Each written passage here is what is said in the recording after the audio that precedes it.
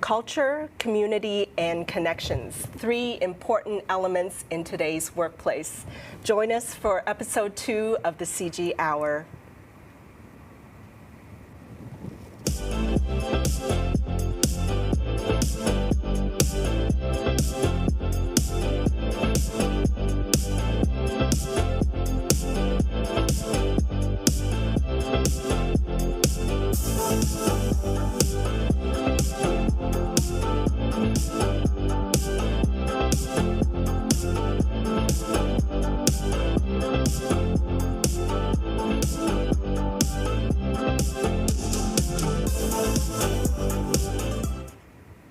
Welcome to the CG Hour, where every month we come to you with various industry experts and business leaders as we talk about the most relevant topics of the day.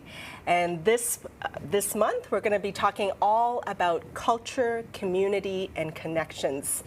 In today's world, it's all about people now, right? People matter, community matters, and those are 3 pivotal topics right now that are so important to our workplace.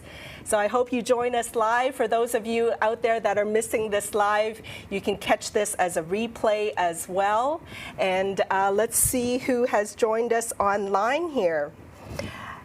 For everyone out there, you can tune in via Cyber Group, as well as my LinkedIn feed, Fanny Dunagan, and as well as some of the guests that we have today. My name is Fanny Dunagan, and I am the host of the CG Hour. Welcome, everybody, and thank you for joining us. But first, I wanted to kick off and show you all a video that we have here, which is going to be sharing about some of the statistics and important points about culture, community, and connections. So let's roll that right now.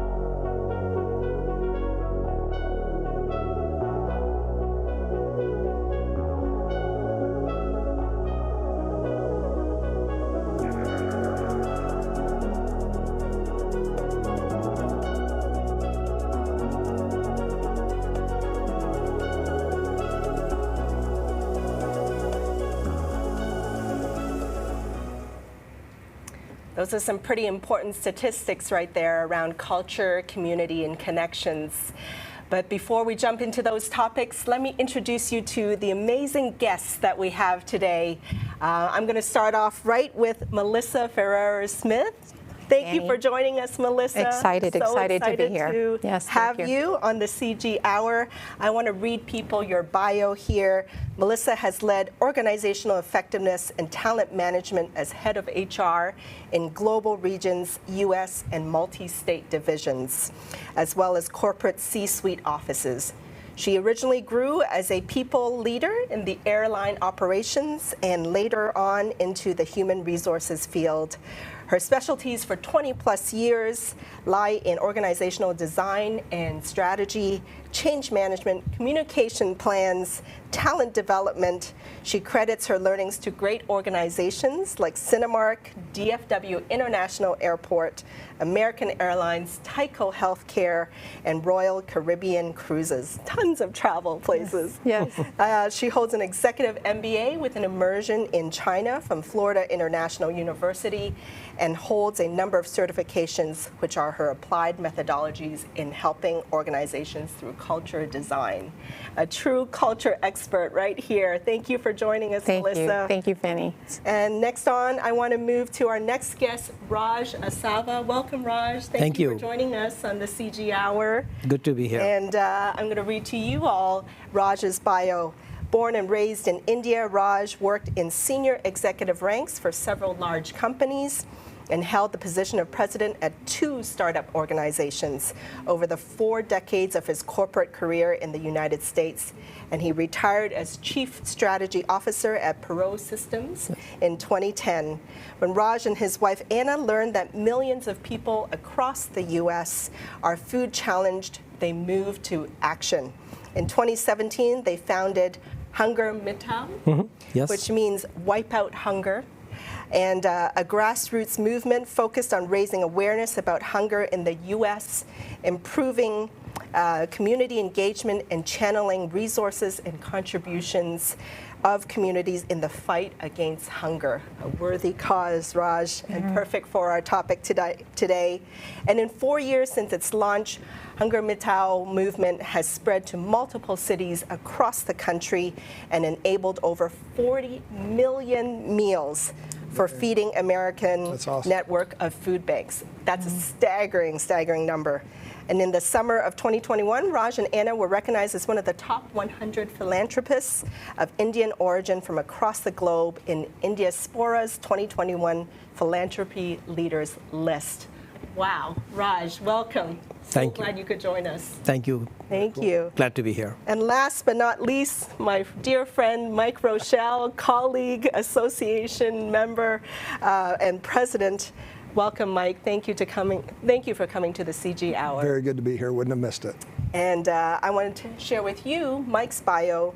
A Gallup Strengths fan, Mike likes to say, I'm a strategic influencer who collects meaningful relationships and actionable philosophies and methods to help people and organizations refine their purpose through people, process, innovation for exponential results growth.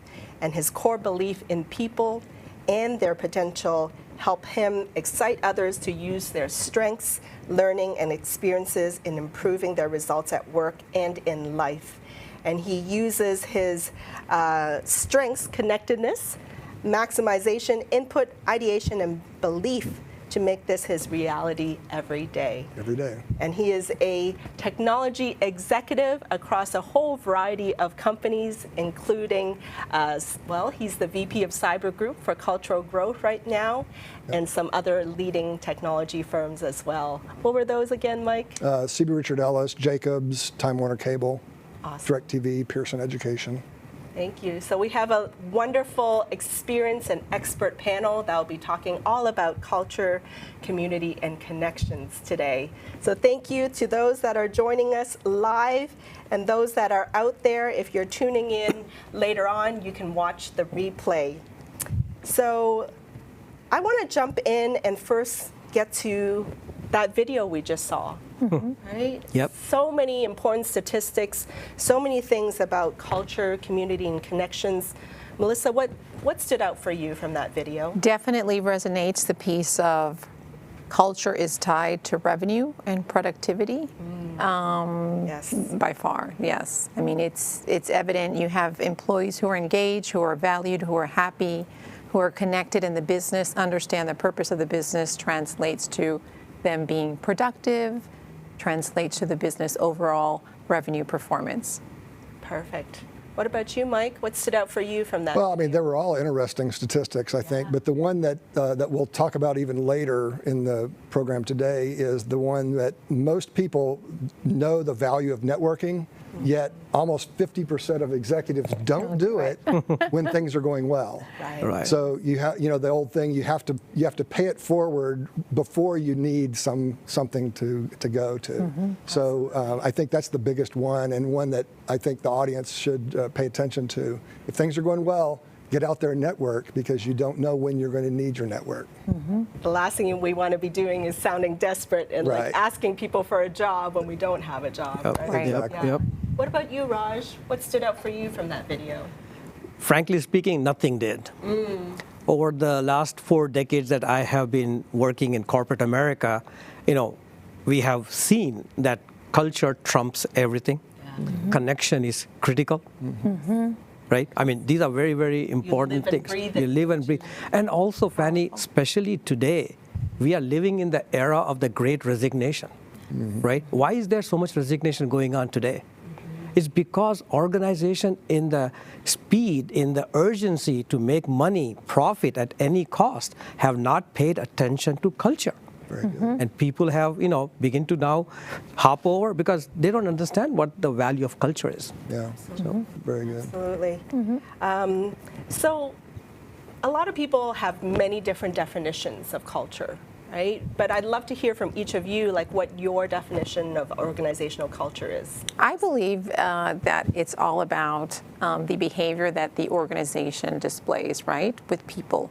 Internal customers, external customers. It's all about how they communicate, how they serve, how they make decisions when things go sideways, and how are they public about correcting things. So it's the behavior of the organization that sets the tone, and some of that culture is visible, and some of it is invisible, right?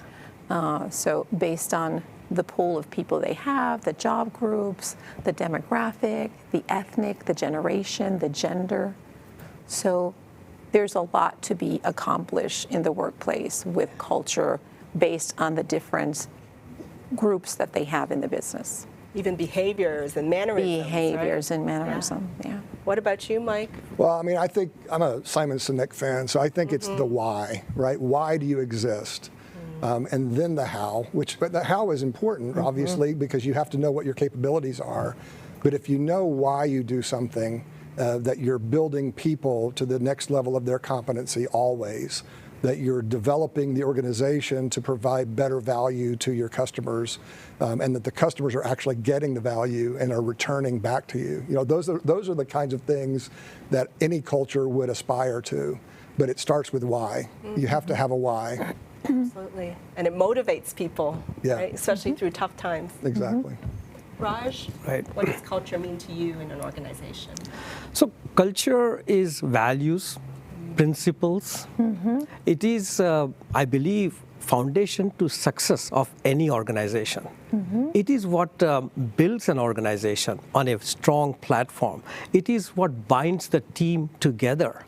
It is also a very good conflict management tool. It will avoid conflict, and also it will allow you to manage conflict because your principles, your values are steadfast. Yeah. So you're not compromising on it.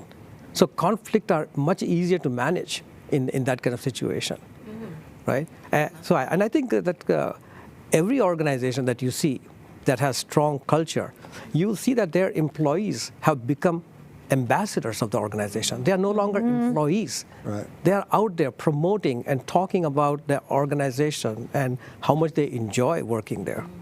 So culture is very critical, and I know it's a cliche that to talk about that culture is more important than strategy, but that's the fact. Yeah. Strategies have to change because of the nature of strategy, right? World changes around us, it's dynamic nature, right? But culture has to remain steadfast. When you are going to be trustworthy, transparent, integrity going to be high, right? That there's no compromise there, And well, when you retired, you were Chief Strategy Officer, right? Yes. And PwC studies showed that 67% of respondents say that culture is more important than strategy, exactly what you just said, strategy and operations.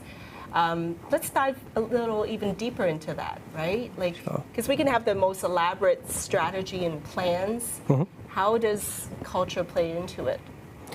See, onboarding a new employee into the organization, one of the first thing an organization has to do is to ensure that you are able to share with them what are the values and the principle that the organization takes pride in, which they will not compromise on. If that is not communicated on day one, on the first hour, right? I think we have now let the employee drift off if we have not done that. So I fortunately had the good fortune to work for Ross Perot in his organization, and I cannot imagine a better culture than what he laid out in his first organization, EDS, and subsequently his second organization, Perot Systems. There's an interesting story about Perot Systems. When Ross Perot started Perot Systems, most organizations, mostly entrepreneurs when they start a new organization, the first thing they do is try to make a list of customers and prospects that they can sell their products and services to. Ross Perot instead defined the cultures and the values based on which Perot Systems will be built. And it was a successful organization with a wonderful exit. Thank you. Melissa, from your point of view, why do you think culture trumps strategy and operations? So I see strategy as critical, as important, right? As C-suite leaders are looking at that and focus as the key generator, as the mapping for them to be successful. I think it is key. However, I see strategy as the roadmap, the framework, right, to get the business there. I see the culture as the potential to be success to fulfill that strategy, right?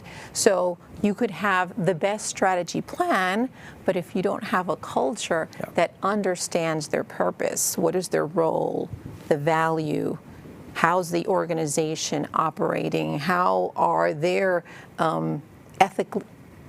ethically operating in the workplace, in the community, and the employees are not aligned to that, then your strategy won't be executed, right? So I think it's very important that the culture needs to be in place and in alignment with the strategy for people to then execute and have success in that strategy. Your thoughts, Mike? Yeah, no, I totally agree with both my colleagues.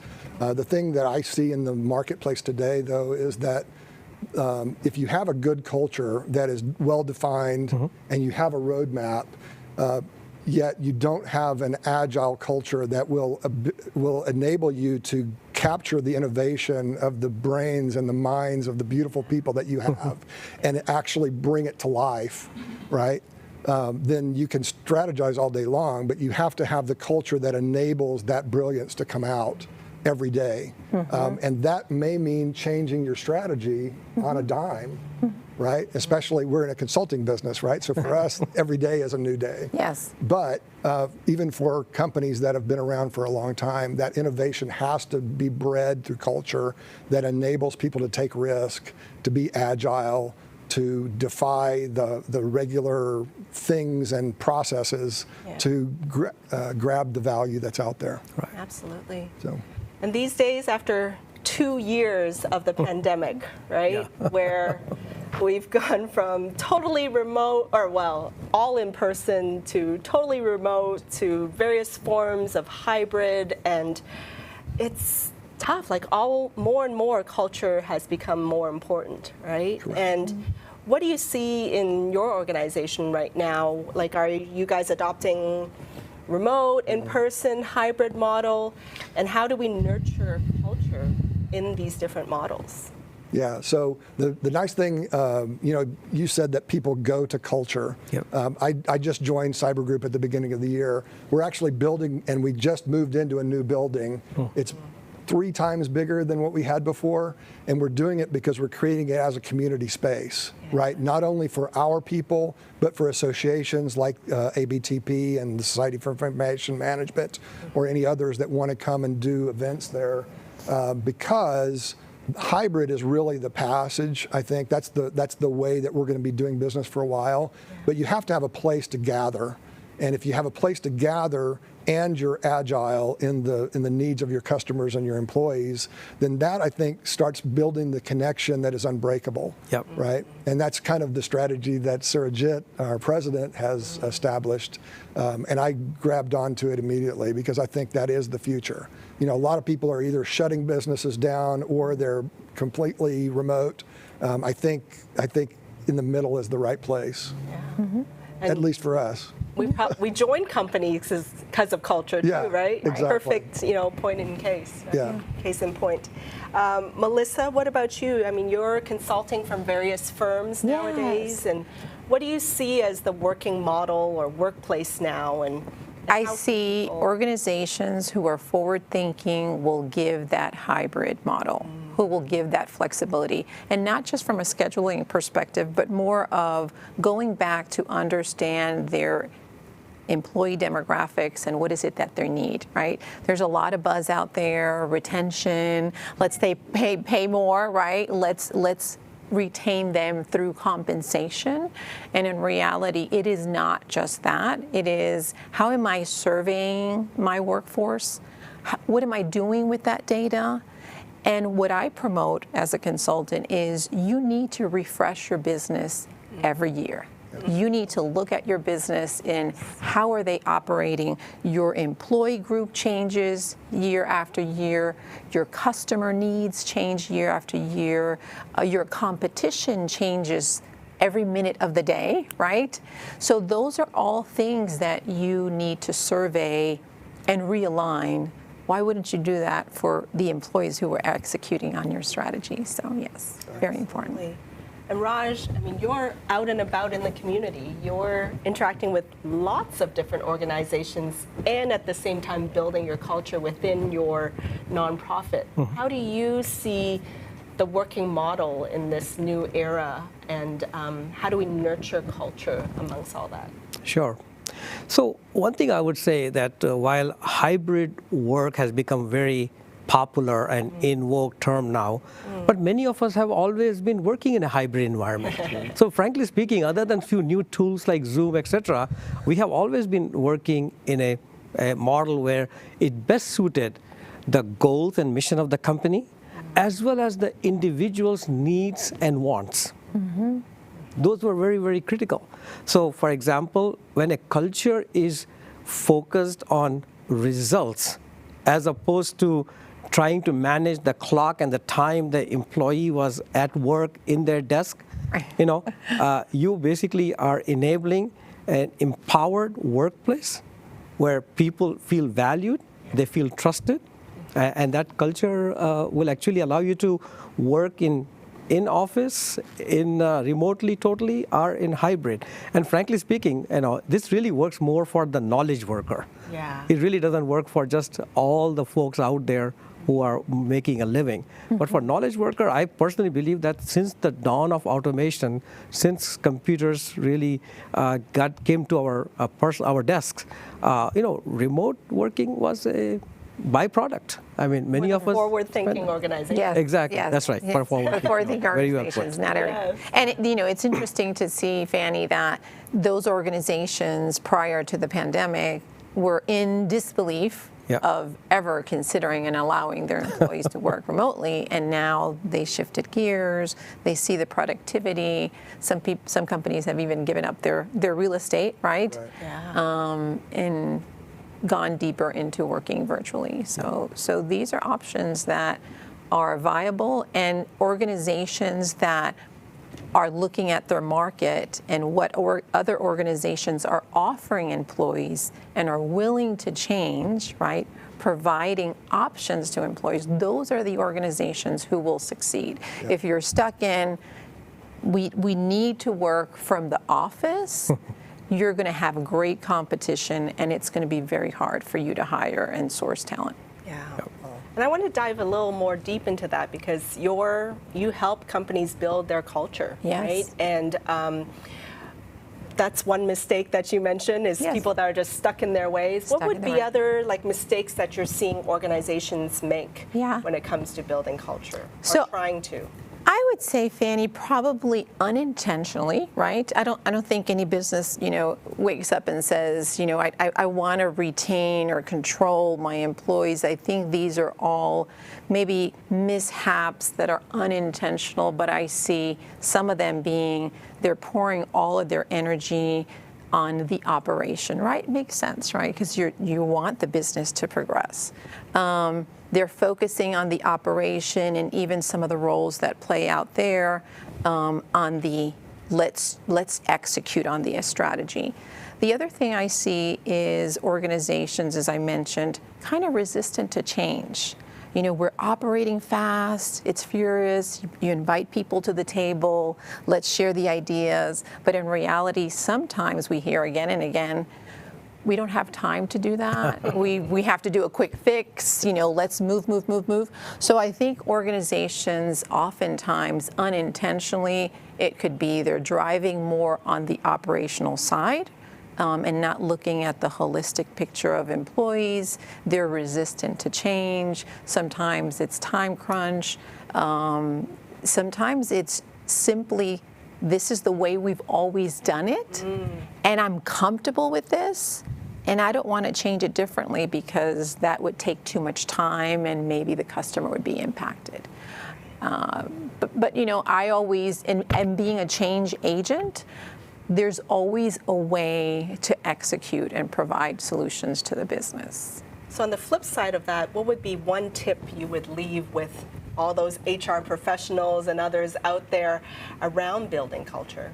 Well, now post the pandemic, I would recommend for organizations to go ahead and reassess their values, make sure that those values are authentic, because a lot of times we may have things up on our website that are old, a bit dated, right?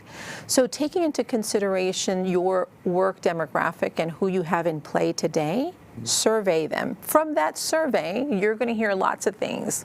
It could be opportunities on communication. It could be opportunities in training. It could be opportunities in giving more freedom and accountability for them to make decisions.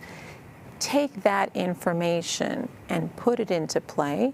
And one more piece is make sure that your diversity, equity, inclusion initiatives are aligned, because that's where you're going to get forward thinking, outside of the box ideas, collaboration, communication, productivity. That's where you're going to win in retaining talent. Awesome. Thank you. And speaking of forward-thinking organizations, I want to do a shout out to the Cyber Group, and who sponsor the CG Hour right here.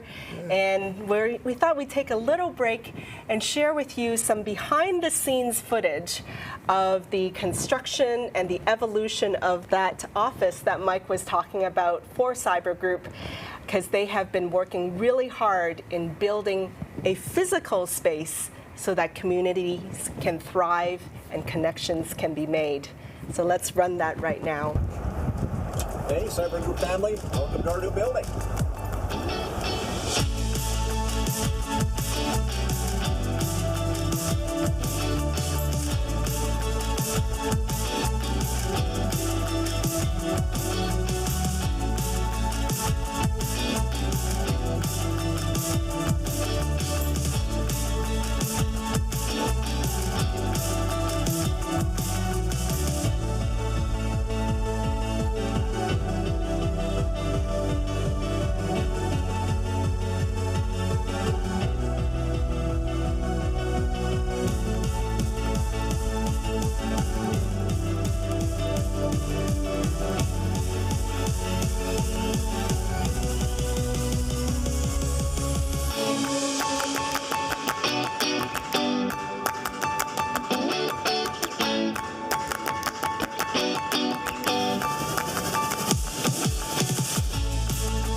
New concrete pavement,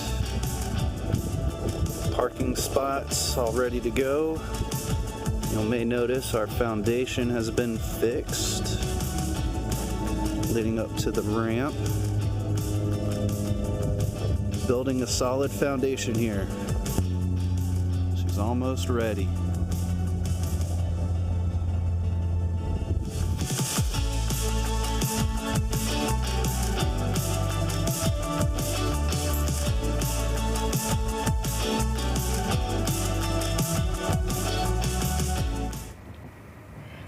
very, very excited to see the launch of the Cyber Group new office very, very soon. And we'll be sharing a lot more with you as the weeks and months go on. So let's switch now to community, right? Community is so important. Community matters. And now more than ever, after 2 years of isolation and pandemic, community is probably one of the most critical things that we can be nurturing and building. I want to read this thing about companies with clear social missions have increased employee satisfaction, reduced turnover, and boosted productivity. I want to know, like, Mike, have you seen evidence of that and how people that volunteer together, work together for social causes, how that's kind of improved the community feel and culture, in this case, of companies? Yeah, definitely. So when I was at Accenture, we adopted Aid Matrix, which is sort of in your neck of the woods. Yep. And that was a fabulous thing because we were able to start a digital ball here in Dallas and bring a bunch of the people in the tech community together. And in so doing, grow relationships with people that we didn't have before, right? Mm-hmm. The same thing with the Association for Business Technology Professionals and the Society for Information Management and the Women's and Technology groups that are out there. Those things bring people together on topics that they're all interested in and ways that they can grow community, within their sphere of influence. So, definitely those are things that help people to not only get to know what the needs in the community are, to provide those needs, and to grow their professional relationships as well. So it's a win-win-win for everybody. Awesome.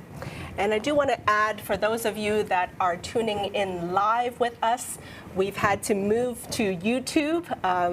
As all things technical, sometimes there's glitches, and I wanted to just share that LinkedIn Live didn't quite work for us. So if you're tuning in, please join us live on YouTube at the Cyber Group Inc. YouTube page. Murphy's Law. Right? Murphy's Law. Murphy's Law. When you need it, Yes. what did we say? Right? We're all in technology, at least, so we understand. We understand. Raj, before you got into your nonprofit and all those organizations that you worked with, Yep. those that you saw involved in philanthropy and volunteering, how have you seen that influence and impact the organization when they do that? That's a good question. Let me first kind of give you my definition of community. Please. So community is such a generic word. Community, the way I look at it, is any group of people with similar interests united through communication. And when the communication fails down, you will notice the community disperses. Right. Right? Any group of people, you take it, whether it is an ethnic group, whether it's an organization group, whether it's an association. You've seen associations succeed when there's a good leader who is able to, he or she is able to effectively communicate the focus, the goal, the mission, the vision, the principles of why we are together as an association. But when leadership changes and the communication starts to fail, you'll notice that successful organization starts to slowly disappear. People's interest starts to wane away. Yeah. At a corporate level, what I felt is that, to me, it is the earliest time for employees, team members, to actually, through corporate programs, get engaged in causes that uplifts community. For example, when I was Chief Strategy Officer at Ferrer Systems, we supported American Heart Association's annual walk, Heart Walk, they called it. So our CEO would come and walk along with all the employees. Yeah. Leaders will walk along with all the employees. Yes. So first of all, it demonstrated culture. It also demonstrated that we as an organization cares for the community where we do business in, right? So that's how we have, looked at community. Community is a very important part of an organization. I'll also add, if I may, I believe a human life is best lived in 3 stages. It's learning, earning, and returning. And while you are, Say that again. I love that. Say that to the audience, please. human life is best lived in 3 stages. And by the way, it's not sequential. There is overlap. Yeah. I believe in the 80-20 rule. Again, I'm being the corporate from the technology world. Yeah. So 80% of your energy during your early stage of life should be focused on learning, while the remaining 20% is preparing you for earning and also philanthropy, which is returning, right? That's the early stage. Because if you're not spending enough time learning, you won't be making a whole lot of money or earning a whole lot of money, and you won't have much to give back. Right. And then second phase, when you're focused on earning, you still need to keep continuously learning. You know, in corporate world, we always talk about continuous learning. Absolutely. You know, keep your act sharp, Yes. right? And also, in the corporate world, I'm so proud of organizations across America and across the world who have now understood the importance of community engagement and community support, and are throwing their support behind a variety of causes, from food bank to children's advocacy to other things that I mentioned. So, and in the returning stage, you know, end of the day, nothing is going with us. Yeah. Right? Not just the material part, even our networks, our connections. Don't hoard it. Share it openly. You know, if somebody else can benefit from it, that's the best thing you can do for the community, for the next generation. Absolutely. Learning, earning, returning. Right there, folks. I love that. That's a Love huge that. mic drop right there. Fanny, I have an article on that. If your audience is interested, please. I will share it with the CG group, and you can put it on your website or Share whatever. that out. Yes. And I do want to call out to those of you that have found us on YouTube out there. Quick shout out to Jason Zakarian. Welcome and thank you for joining us. Dawn Marie tuning in from Arkansas. Thank you for joining us. And also Deepak Dogra. Welcome. Thank you for joining us on YouTube and finding us amongst this technology hole, I guess. But thank you for joining us. And also for you, Melissa, what have you seen work across all those? You've worked across Yes. a variety of organizations. Tell us one story of a great community service project that have brought the company together. Cinemark being a great example of one. Well, I have 2, but Cinemark today still holds an annual community event where all employees, including CEO and C-suite leaders, go off. I'm trying to think of the name, but it's a playground in supporting kids. And they do this annual event where literally in front of the building we get on buses and would go out in a drive out. And every year there's a different purpose in creating or painting or creating a playground, renovating the premises. They do a fantastic job. So that is community. But in essence, what does it touch? It touches our culture. Yep. It touches our people. It touches how we relate. You're communicating with leaders across the organization. Your CEO is on that trip. Everyone is joining in, and it's something that the team looks forward to year after year. DFW does a fantastic job as well, just because as an airport, we serve the community, right? All the different neighboring cities. So we make it a point to do a number of initiatives out in the community with different ethnic groups and different groups that represent diversity, different leadership, all types of things that we do to promote the community service. So Thank you. you. Do a great job. And for those of you out there on YouTube, share with us what is your nonprofit that you're passionate about and that you volunteer with. We'd love to hear from you as well so that we can spread the word about your nonprofits. I wanted to give a shout out to Stacy on YouTube. Hers were local soup kitchens, shelters, and food banks. So that ties in very nicely. I want to chat with Raj about food banks. Yes. Food, right? Your organization, your nonprofit is Hunger Mittal. Yes. And tell people about that and why you landed on that cause of all the things that you could have chosen. Sure. So I came to the United States in 1974, and it was only in 2015 that I discovered the magnitude of the hunger issue in this country. And I was shocked. I mean, United States is the land of milk and honey and plenty. And everybody in the world is trying to come here. Yes. But when I found out that almost 50 million people across this great country do not know where their next meal is coming from. And ironically, the way I found out was I was having lunch with the mayor of Plano, which is where I live. And during the lunch, he asked me to support his backpack program. You know, we live in America. I thought it was some kind of a marketing gimmick. But he corrected me. He says, I'm talking about backpack filled with enough food, Raj, for a child to last for the weekend. I immediately thought, oh, you mean in the rough neighborhoods, downtown, the food desert? He said, no, I'm talking about schools where your children went, where my children are going. Yeah. Now, you look around Plano, Frisco, Allen, all these, I mean, this is, all you see is affluency. Right? You don't see too much hunger out there. But when you find out that 1 in 4 school-going children doesn't know where their next meal is coming from, 1 in 7 North Texan is struggling to make ends meet and put food on the family table.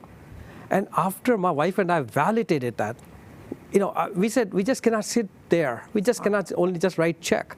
We got to figure out something bigger, because 800,000 people across North Texas don't know where their next meal is coming from. Wow. So we then basically said, it just kind of occurred to us that just as we were unaware of the hunger issue, and took us almost 4 decades before we realized it, very likely people from the community I come from, the Indian American community, they are not aware about the hunger issue. So we made it our mission to raise awareness of the community about the hunger issue so that they are aware of it and they are not ignorant about it. And we did not want to reinvent the wheel.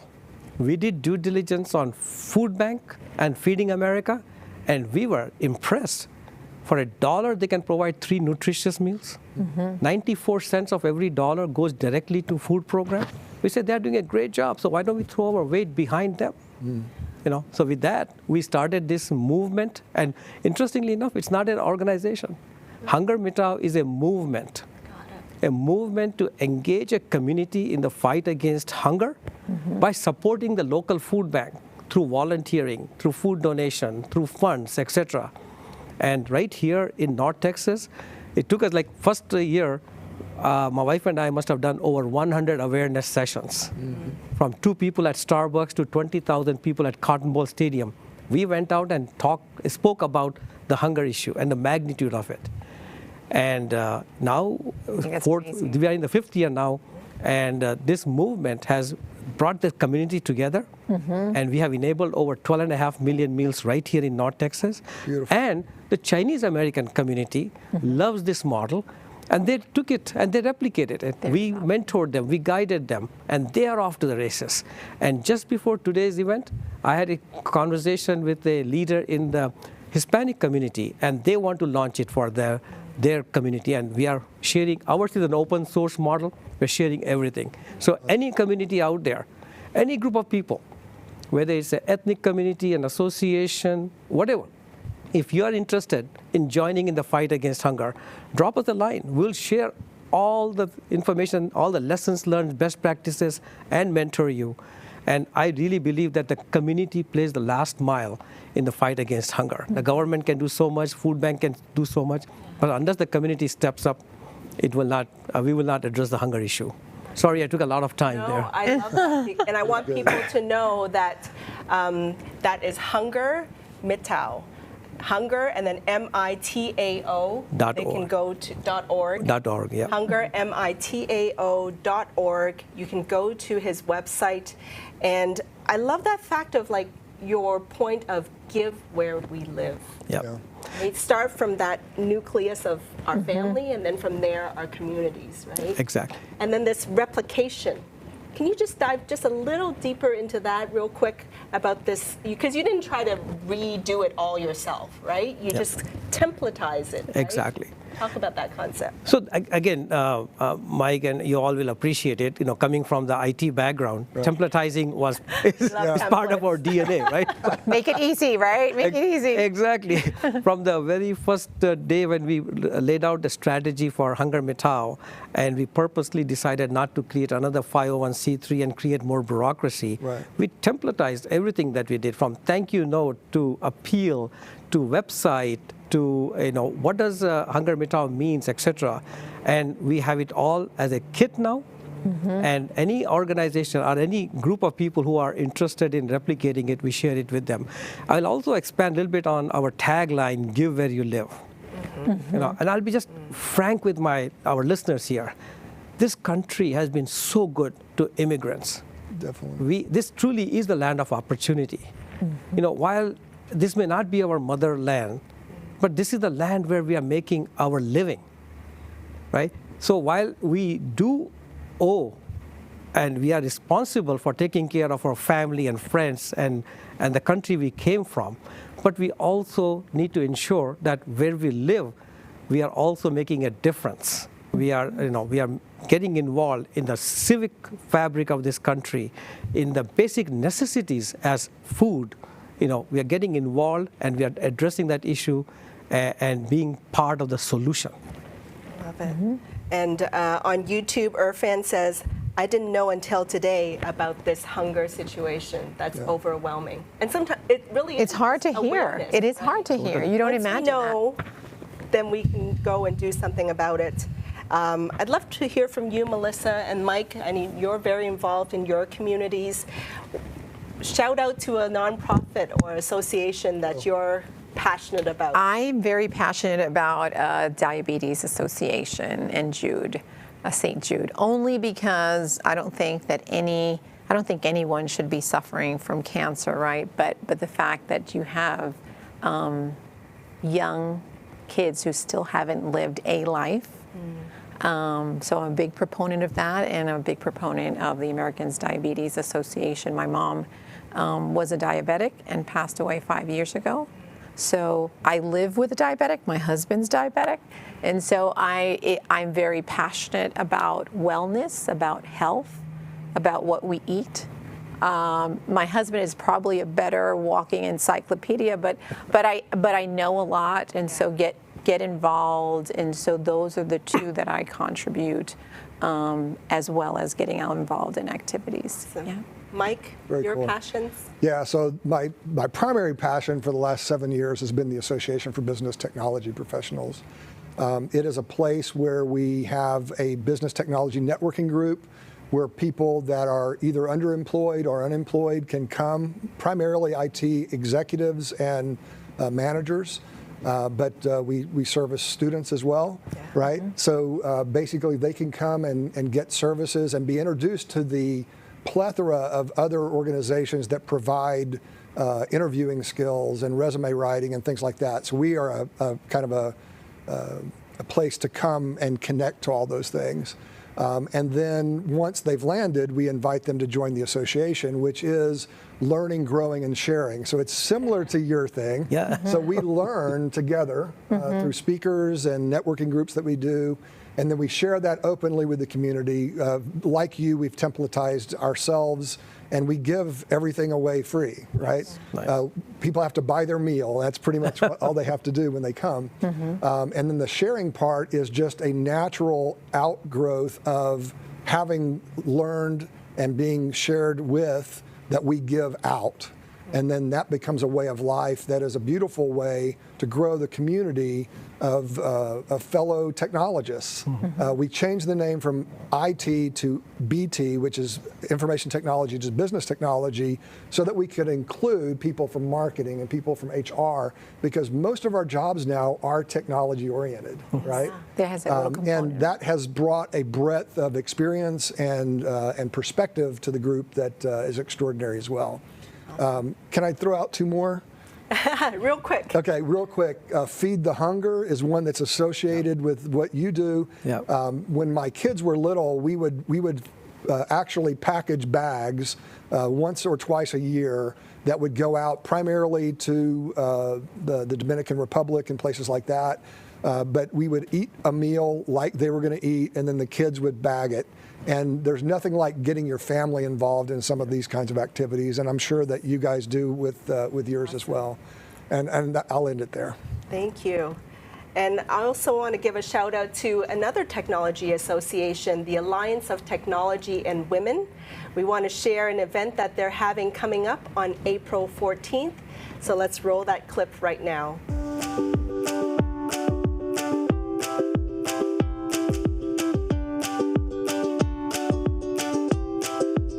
Hello, everybody. I'm Lisa Jordan, and I would really like to invite you to join us for some DFW ATW events coming up. On April the 14th, we're going to have a panel discussion for our monthly speaker series, and it's going to be right here in our new Cyber Group offices in Plano, Texas. The topic is creating a sustainable city with community and technology. Sustainability is a big topic right now in IT, especially as we begin to align with the goals that the UN has set forth for sustainable development. It's going to be a great event. We're looking forward to seeing many of you here and welcoming you to our new space. The next event I want to let you know about is on May 11th. Initech is a big conference every year, annual, and DFW ATW has a Women in Technology track that we do every year.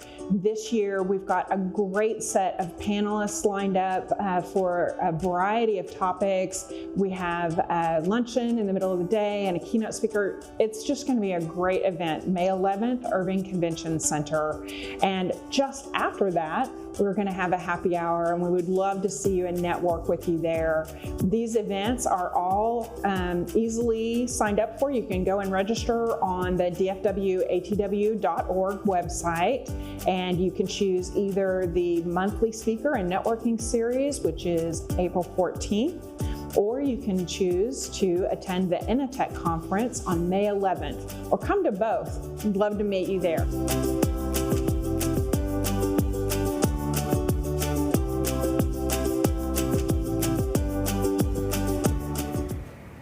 So that's the Alliance of Technology and Women. Be sure to join them for those events. Speaking of alliances and associations, associations are a great way to connect with your fellow peers and fellow industry leaders and just people that are interested in the same things that you're interested in.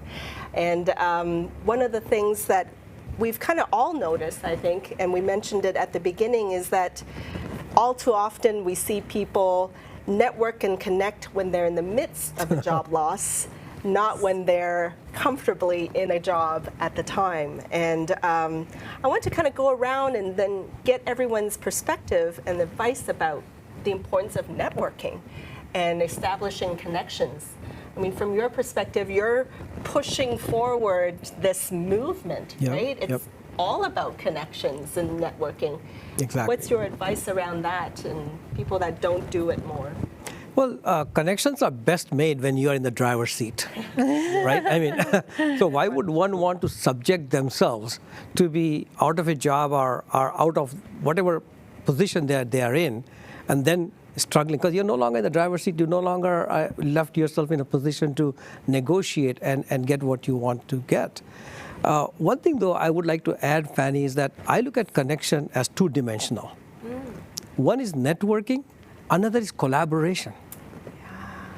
Because network is from at an individual level, definitely you need to be out there networking, but networking is not about just collecting business cards and attending conferences and coming back with all of that. Networking is because, we have only so much time. Right? So before you go down the path of networking, you need to figure out individually what is it that you're trying to achieve and who can add value to it, whether it's a mentor or a lead or a prospect. First understand that and then go to those watering holes where those people are, right? Or else you're wasting time, right? On collaboration side, connecting, we need to know our own core competency. Don't fall in the trap that I can do everything. Hunger Mitov, for example, right? We depend a lot on the food bank. Because the food bank is the one that is actually making sure that the food gets to the needy in every zip code across this country, right? So what core competency do we bring? We bring the core competency of we know a certain community, we know how to appeal to them, we know how to raise their awareness, and then we know how to connect them to the food bank, right? Because if you look at the value chain, each one of us bring different competency. Right? So collaboration to me is just as important in the term connection as the networking part of it. Love that. You're basically taking something transactional and making it into something that has growth and legs. Exactly. And collaborative. Yep. Awesome. Melissa, for you, right? Networking and connections. It's Tell us critical. about your It's critical. journey. Similar to what Raj mentioned, for me, connecting is more of giving back to the community and helping, right? So my purpose is not just meeting people, understanding where they are and what are the services that they offer, what are their needs, can I help them? And it also serves as an opportunity when, as a small boutique, consulting boutique, I don't want to have to call someone at that moment in time when I have the need. I want to have that list, right, readily available of people that I've had discussions, really know who they are, being their genuine self, their services, and be able to call on them. So for me, networking is all about helping others, giving back to the community, seeing how I can help them, but also learning where they are in their journey and services that they're offering or where they are in their needs. Absolutely. Yeah. And for those of you joining us live on YouTube right now, share with us your networking tips and your experiences with networking. We'd love to hear from you about that. Now, Mike, you spend a lot of time networking with Dallas, North Texas, right? Or Success North Dallas, as well as Association of Business Technology Professionals. It takes time, right? It takes time. And you're a busy man. You have a corporate job. What do you say to people that say that, well, I don't have the time. I'm busy with work. So I mean, I resonate with what you shared, Melissa, and that it's about connecting with people at a soul level, right? Mm-hmm. This is not a transactional thing, but right. The way I think about it, right? It's like I collect minds. I collect beautiful minds like yours and others that I resonate with their being, right? And I find great joy in being able to introduce them to other people who need them. Mm-hmm. Because it's, but you have collaborative opportunity. Yeah, exactly. Yeah. So it all ties together. It was a beautiful setup. I didn't know exactly where I was going to go with this, but that's it. That's the thing, right? It's like if you're really passionate about getting to know people and loving them and caring for them, then when things are not going well for them, you're going to care for them, right? And you're going to help them out. And in that process, you build relationships that will what is the saying? The test of time. I can't think of the. It's like when the times are down, when things are bad, they're going to be there for you too, right?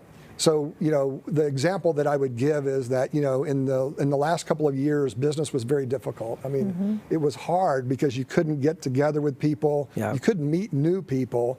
And literally all of the business that I was able to help people with over the last 2 years were from relationships that I'd started 10 years ago, literally, right? Nobody was answering cold calls, right? There was no desire to get to know somebody new when you're stuck at home and you're hurting and you're not exactly sure where things are going.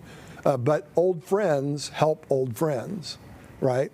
So, and when you have a value service offering, then they're gonna respond to that.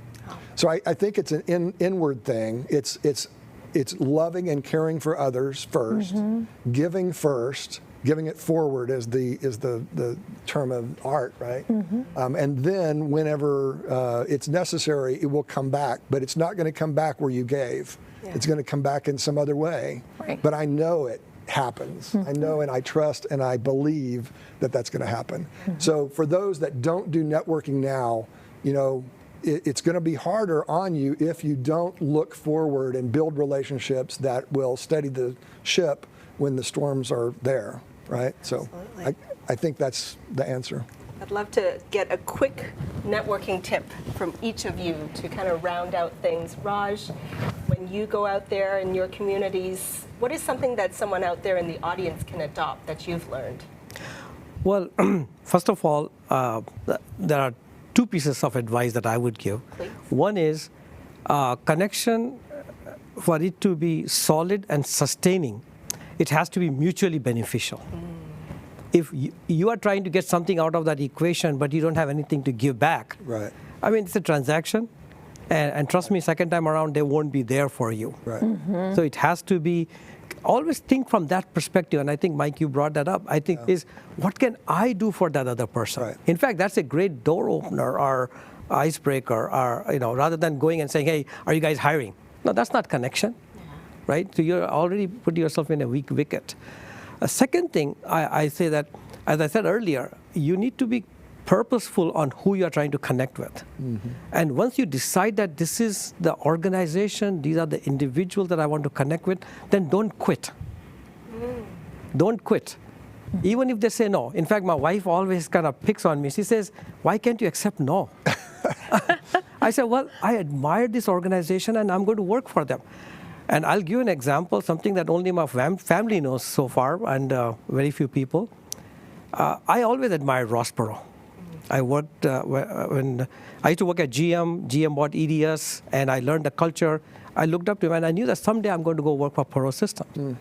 So it so happened that a decade, 16 years ago, I was interviewed for a managerial position at Perot Systems. I was golfing with my son. On the second hole of the golf, I got a call from the HR team saying that, oh, we hired you. On the 18th hole, they said, oh, there was a mistake.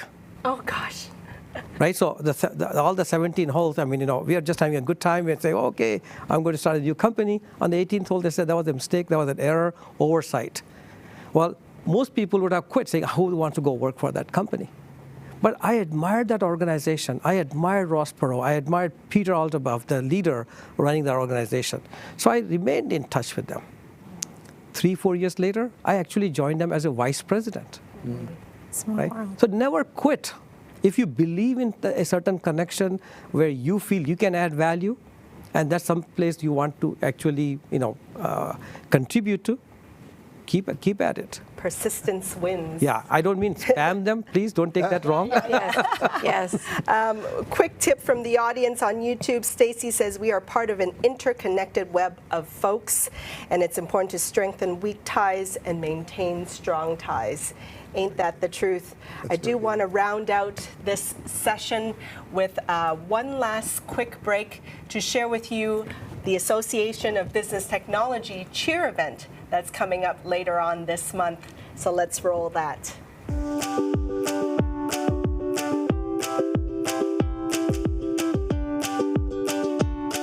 Hello, this is Toby Buckaloo. I'm the president of the Association of Business Technology Professionals, and I'm inviting you to our next Cheers Tech Connect Professional Networking Event Series. Our next event will be on Tuesday, April 26th at Divergence Academy in Addison, Texas on Midway Road, just south of Beltline, from 6 p.m. to 8 p.m. Come join us for some food, some beverages, some short technology presentations, and a chance to get back to networking with real people who have an interest in technology. Join us. I look forward to seeing you at our next Cheers Tech Connect Professional Event Series from ABTP at Divergence Academy on Tuesday, April 26th at 6 p.m. We'll see you there.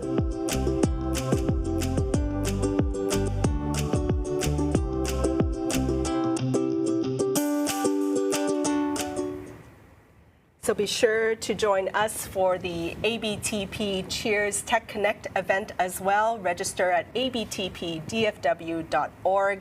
We could have easily had another hour here and dived We were just into getting started. all these important topics, a lot more.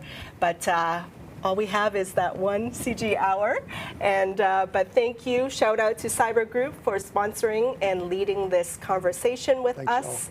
And I wanted to kind of close out and share with everyone, please join us next month. It's going to be on Wednesday, May 18th, and we're going to dive into the topics of creativity and technology.